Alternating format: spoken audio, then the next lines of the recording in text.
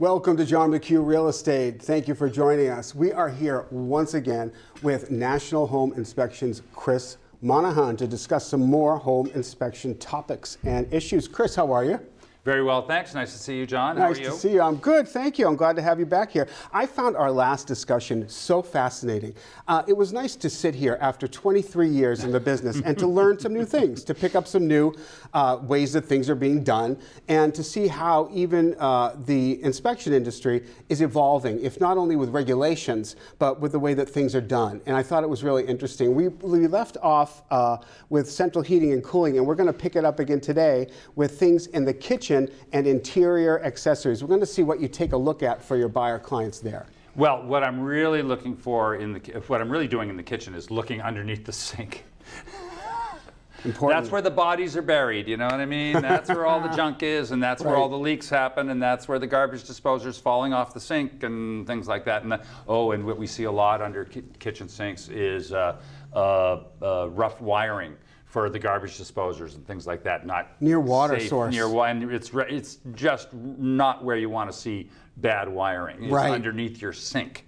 No. So anyways, and I'm like most home inspectors, we're not required to in Massachusetts. It's interesting. Our standard of practice in Massachusetts does not actually require home inspectors to operate kitchen appliances. Believe it or not. Interesting. But I feel like it's crazy not to do it.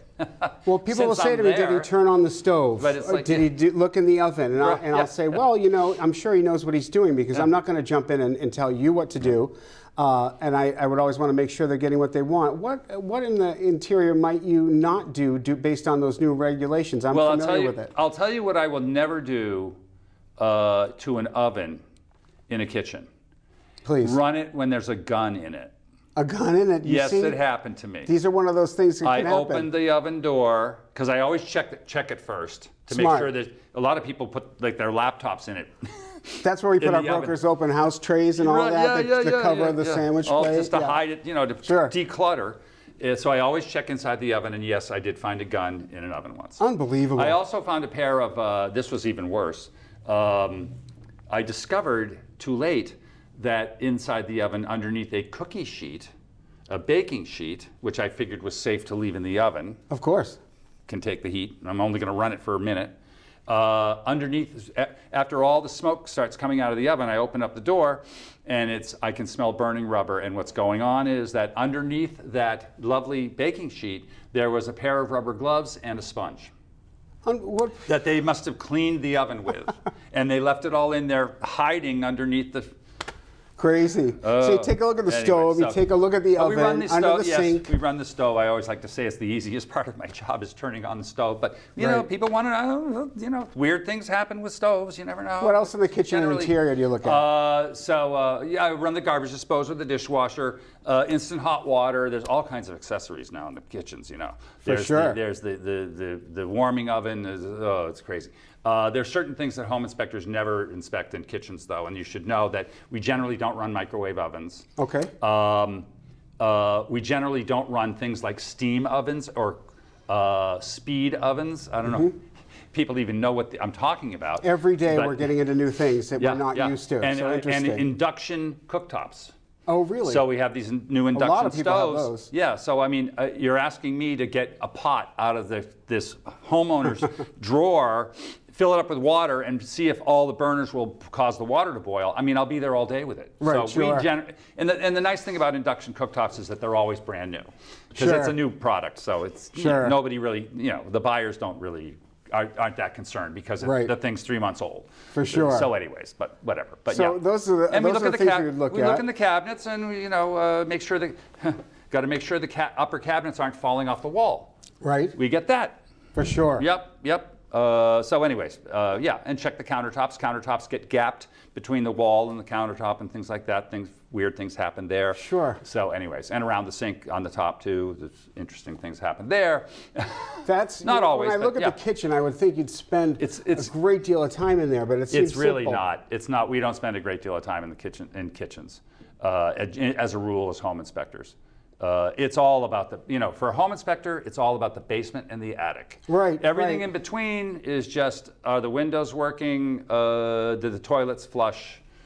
how's the water pressure in the bathrooms? Let's talk about the bathrooms. I know that the family buying the house will probably spend the majority of their time in the kitchen. I know most people do, but for you, it's a quick check-in and out, nothing major there. You spend more time in the other rooms. We're going to get back to the basement because I know we had some questions about that. But how about the bathrooms? We've taken a look at a number of areas of the home. I'm wondering about the bathrooms because sometimes a house will have one full bathroom. And that would be, some of the types that we see that are older, that had those radiators we talked about on the last episode. Yes, that's right, the old Cape-style homes. Right, and so sometimes you might have 4 full baths or 2.5 baths. What do you do in the bathrooms in terms of an inspection? Oh, it's a matter of flushing the toilets and running the sink and sink faucets and checking the drainage. Again, we want to see what's underneath the sink. That's where all the juicy stuff happens. Sure. I want to make sure the bathtub drains properly. I want to make sure the pop-up stopper in the bathtub works. Half the time they don't.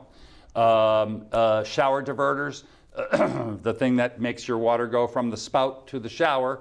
Always check that kind of stuff. Outlets, very important. We require, Massachusetts code requires GFI outlets in bathrooms. These are these outlets that you see with the little push buttons on them. Sure. They are required in all bathrooms now. And of course, exhaust venting.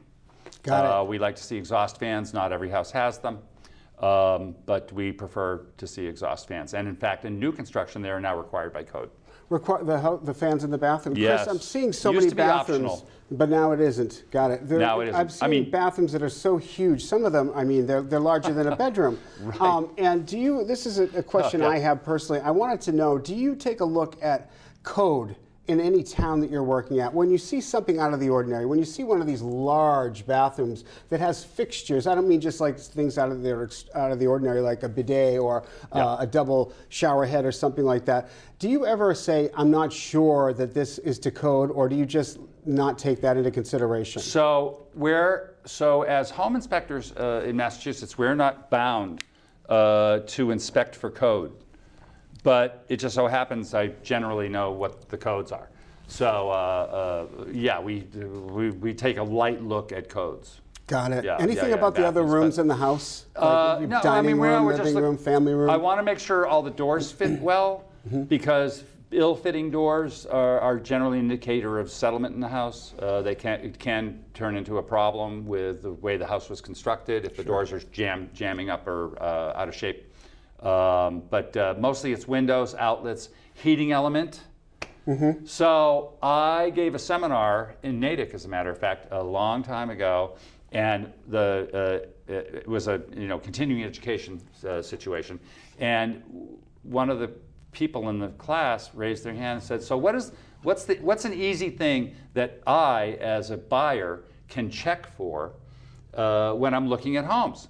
And I said, I had to think for a minute, and I said, just make sure that there's heat in every room of the house. And everybody laughed. Sounds so simple. Everybody laughed. They're like, heat in every room of the house? Of course there's heat in every room in the house. Well, these people called me a month later to inspect their house that they were putting an offer in on. And this little Cape house, small home, admittedly a small home, the whole place had one radiator in it. One radiator. One radiator in the front hall, that was it. Nothing in the bedrooms, nothing in the kitchen, nothing in the dining room, nothing in the living room, nothing.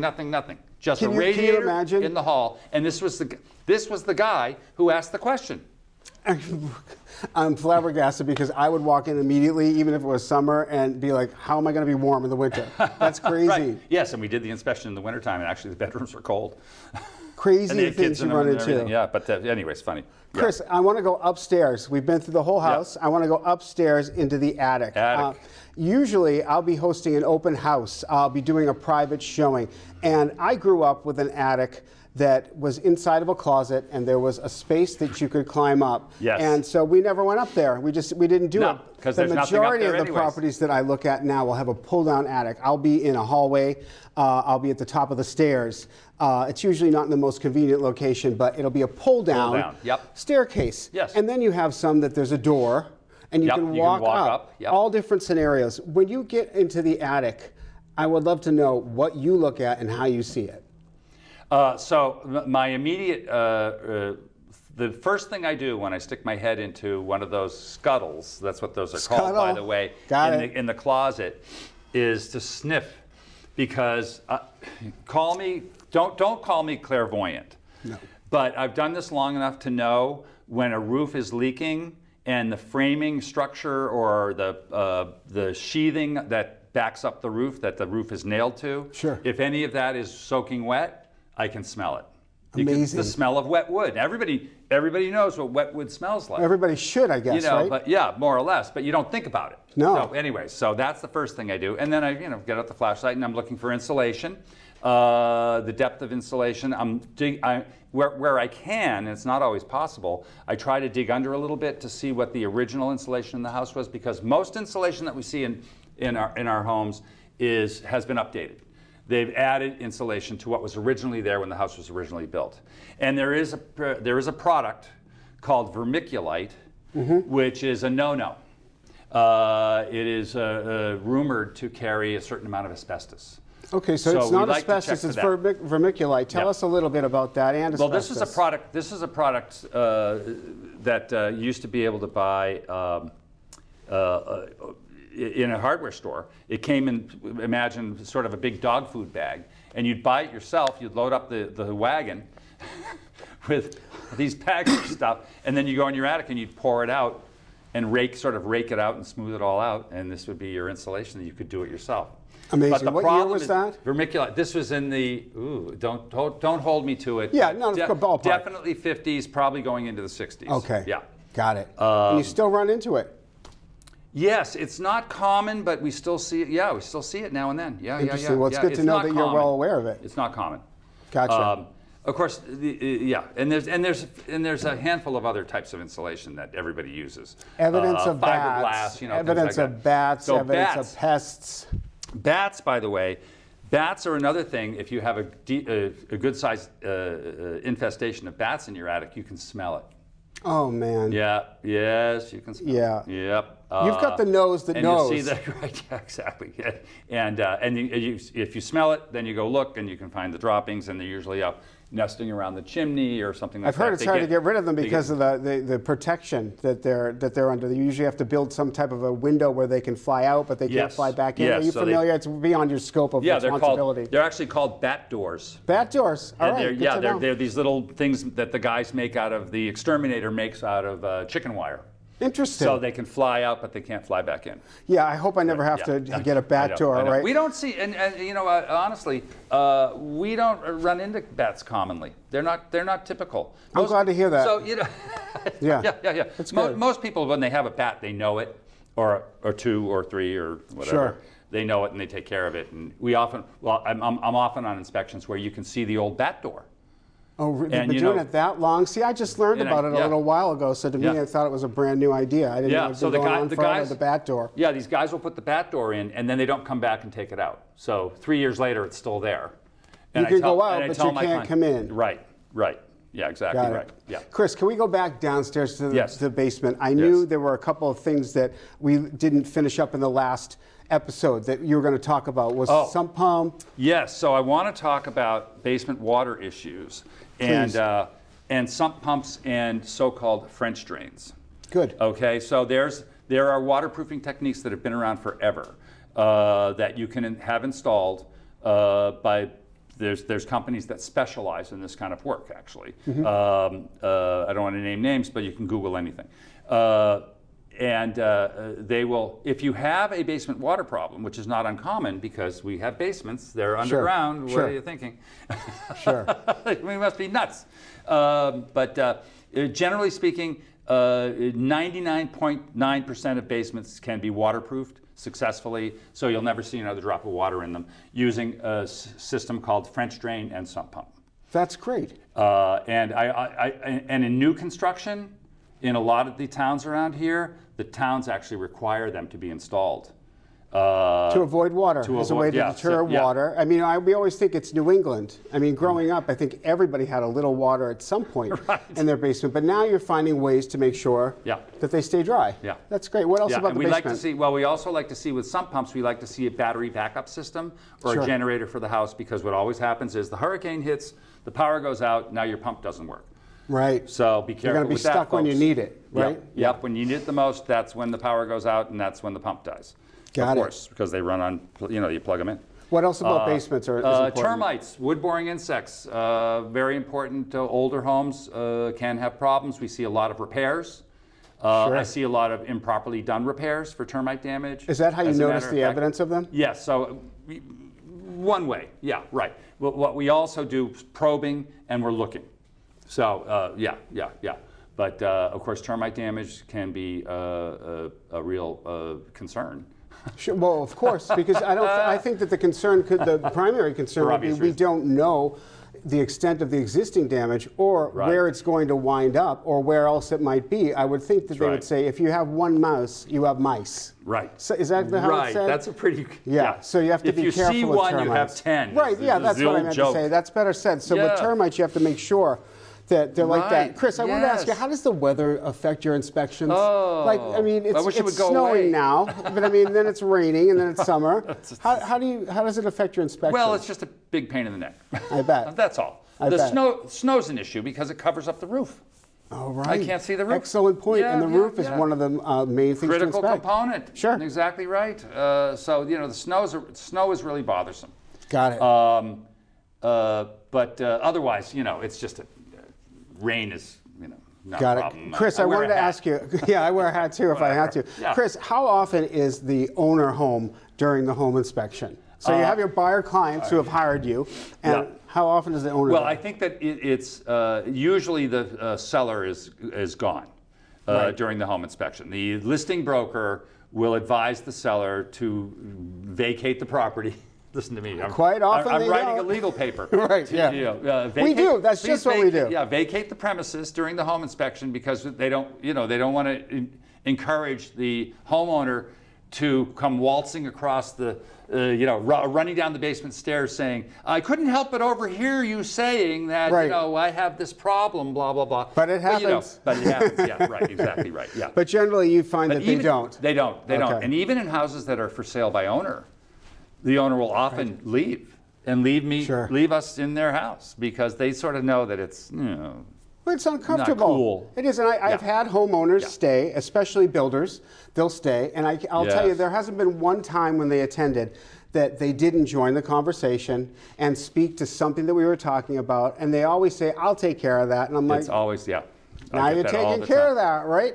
You know, it depends. I think it depends case by case situation. Right. Chris, do you get people who bring their friends and family members? If you're on Facebook, and most people are, there's 8 million posts about, I brought my neighbor, I brought my Uncle Joe, Tell me about that. Yeah, so, and actually, so I don't really have a problem with that. Because attitude. I like to say, what's my option? Yeah, no, I appreciate a good attitude. I quit. Yeah, right. I'm not doing this inspection. You brought your family. But I always feel like the more eyes on things for the buyer, the better. So, excellent. if somebody wants to, if mom calls me over and wants me to look at some windowsill she found that's looking funny or weird, I'm happy to go look at it because she might be onto something. Got it. And oftentimes my client will bring their Uncle Joe, who's a plumber, or an electrician, or a heating guy, or whatever, and they'll take a lot of load off of my work. Got it. If I've got a guy who's in the oil business, they're looking at the boiler. I'll just stand next to him and have him tell me what's going on, and I'll put it in my report. That's great. But like being a real estate agent, it's not an hourly business. And I'm sure you do, so that you get more eyes on it, like you said. It's not an hourly business. If you have a number of people at an inspection, and they're doubling the time potentially, how does that work out with your schedule? I stopped doing inspections on Sundays. Okay. Because it was actually a house in Natick. I'll never forget it. It was a little tiny house, but I'll tell you, it was a Sunday morning. There were 10 people there. You've got to be kidding. With the buyers, 10 not including the agents, by the way. There were 10 other people. I'm probably counting wrong. It might have been 8. I mean, that could eat up a whole day. I mean, but it was getting crazy. They were all. It was like I was giving a class. Because everyone's home on Sunday and available, right? Yeah, I got people raising their hand, saying, excuse me, in my own house I have this problem with the blah, blah, blah, whatever. That would be me. I would be the one to take full advantage, like when I see a dentist or whatever and I have a question. So it's all different. There's all different types of buyers that will hire an inspector to come in and have an evaluation so that they know or have a better idea of what they're getting into. But how often do you have a seller approach you and ask you to come in for a pre-inspection so that they're aware of what the issues may be in their own home, either prior to listing it or as they're listing it? I'd like to know if a lot of sellers are having pre-inspections, and if so, if you're aware of whether or not they disclose any issues that are brought to them. All right, so I actually have one of these scheduled for next week. So I come in and I do, I'll do whatever they want me to do. But generally what I do is a walkthrough. It's less formal. It concentrates only on the big items, the foundation, the basement water issues, termites, heating, plumbing, electrical, but we don't mess around with kitchens or bathrooms. Or the interior, really, for that matter. Take a quick look, but it's all very informal. There's no report usually. Because we're not doing it for a buyer, we don't have to provide a report for a seller. There's rules if you're doing it as a. It's a long story. No, but I'd like to hear this story. So there's a separate formula and format and procedure when you do it for a seller. So when they approach you, they tell you that we're doing a pre-marketing inspection? Yes, it's a pre-listing. Got it. I think is what it's commonly called, whatever. Yeah. Is it more of a consultation or so it's really it's really a consultation. It takes an hour. Now we're getting into the legal aspect. So that's a little bit different. And the client and the seller is there with me, of course, and they take all the notes and they take pictures with their phone. I tell them take a picture of that, and I tell them why, etc. So they do their own thing as far as taking notes are concerned. That's great. Now, I've seen you do home inspections, and the clients and buyer clients that I've been with have been incredibly happy when they're with you and they get an education and they get a deeper dive into the home and what they're actually purchasing. And the report that you give is very thorough. It gives a lot of information. Yeah, it's good. I mean, we take pictures, and a lot of inspectors are similar to do what I do. Sure. But these days we're all taking photographs. We're all photographs. It's on a tablet. But we're all taking pictures. We're sending a report that has pictures, arrows, captions, and of course narrative writing about some issue or whatever. So when you finish, how many inspections do you do a day? I do 2 a day. 2 a day. So then when you're done, the report is what they're waiting for, because not everyone attends the inspection. Sometimes the wife or the husband, that's all they get to see is the report. How long does it take you to write up the report? Do you do it a little as you go? I do a lot of it as I go. Okay. So all I'm doing back at the office is just touching up the fine points. What time did the inspection start? What time did it end? What was the weather? Stuff like that. So I actually have very little to do, and of course I review it. Sure, I actually put in what I said I was going to put in. But I don't need to spend that much time off-site, as they say. Got it. Fiddling with the report. So you're not up till 3 in the morning. Right. Those days are 2 a over. day, I used to do that. When I said which areas do you work in, I know you're based in Natick, but will you go anywhere that a buyer wants you to go? As long as they pay for travel. Okay, good. So that's interesting. Yeah, we get a lot of requests I get a lot of requests from my clients up here who have inspected their primary home, and now they're buying places on the Cape. Okay, sure. So and they've come to know you and they trust you. Right, they know what you do. They call me up 3 years after they bought their house in Wellesley, and now they want to go to the Cape, and so I'll often do that for them. But they're not usually happy with my fee. No, it takes all day. I hear it, but that's the other really thing I was wondering. When you get 10 people at an inspection, and it's that one price, and it could go on forever, I think you handle it really well. That's what you're looking for in an inspector. Someone who's thorough and professional with a lot of experience. So if you run into an issue, they're going to probably have run into it before, so they'll know the best way to navigate around it. We've all had nightmare stories in real estate. I hear them all the time when we're at corporate events and parties. We love to swap our stories and share them. What's the strangest thing that's ever happened to you other than melted oven gloves? That's actually the strangest thing that's ever. The gun in the oven was the strangest thing. Was the strangest thing. But we were talking before the show that my life in the inspection business has not been all that exciting. Well, you know what? So, That fortunately, can be good. That can be good. Right. Yeah. People ask me what happened today, Yeah. and I say not too much. That's a good thing sometimes. Yeah, yeah. for sure. What else about National Home Inspection can you tell me that people might like to know? Well, we're of course we're licensed to practice inspections in Massachusetts, fully licensed, and that requires us to carry insurance. And that's true for all inspectors in Massachusetts, by the way, not just us. But we've been around forever. That's the main thing to understand. I mean, I've been doing, like I say, I've been doing this for 43 years. And you tagged along with your dad, who started the company. Yeah. So you got a first-hand experience behind the scenes before you even went ahead and started doing it on your own. That's right. I actually went out with a lot of different inspectors back in those days when I first started out. Yeah, not just Dad. Yeah. No, okay. Sure. Yeah. But I got a broad view. I went out with some guys who were in the insurance adjustment business too. That would investigate water damage and fire damage and things like that. I saw a lot of that back in the old days. That's great. Lots of education. Nice. Yeah. A lot of experience. And of course now we have to keep up with continuing education. So we have, in order to keep our licenses. How many hours do you have to do? It's like you guys. Yeah, I have to do quite a few. How many do you do? It's not bad. It's not bad. It's like 12 hours.